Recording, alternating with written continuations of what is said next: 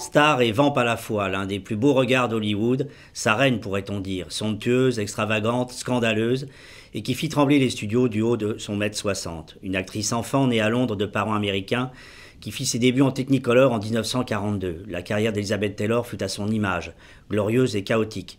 Tout comme Marilyn, elle incarnait le star system, où tout est bon pour faire fantasmer les foules, les faire pleurer aussi, surtout lorsque sa vie privée ressemble à un cauchemar éveillé.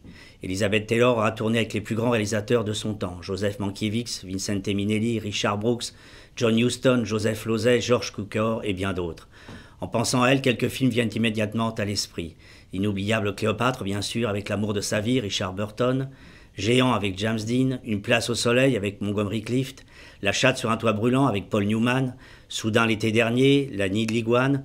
Sans oublier Qui a peur de Virginia Woolf, qui lui vaudra un deuxième Oscar et marquera l'explosion de son couple formé avec Richard Burton.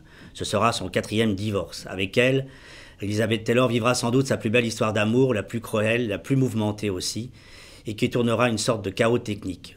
Pour tous les deux, ce sera une sorte d'apogée, une forme de chant du cygne. Burton survivra quelques années, tandis qu'Elizabeth Taylor courra après sa gloire passée, abonnée aux cures de désintoxication et à la chirurgie esthétique. Pourtant, loin des plateaux, elle fut l'une des premières à s'engager courageusement dans la lutte contre le sida. Elle fut aussi la grande amie de Michael Jackson, dont elle avait sans doute compris mieux que les autres son profond désarroi, sa solitude. Finalement, après 8 mariages, une 60aine de films et une vie sulfureuse, rien n'aura vraiment entamé l'aura d'Elizabeth Taylor. C'est la magie du cinéma et aussi le propre des légendes de ne jamais mourir.